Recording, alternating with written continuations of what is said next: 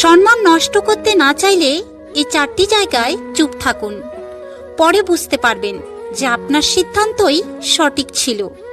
Number 1, যখন কেউ আপনার অনুভূতি বোঝে না, আপনার কষ্ট ও মন খারাপের কারণ বোঝার চেষ্টা করে না, তখন তার উপরে ক্ষিপ্ত না হয়ে সেখান থেকে চলে আসুন। নাম্বার 2, যখন কোনো মূর্খ বিনা কারণে না বুঝে তর্ক করে, তখন কথা না বাড়িয়ে চুপ করে থাকুন, কারণ মূর্খদের সাথে তর্ক করে কখনোই জেতা যায় না। নাম্বার 3, নিজের পারিবারিক ঝগড়ার কথা কখনোই কাউকে বলতে যাবেন না, কারণ অনেকে সেগুলিকে নিয়ে হাসি তামাশা করে আপনাকে খোঁটা দিতে পারে।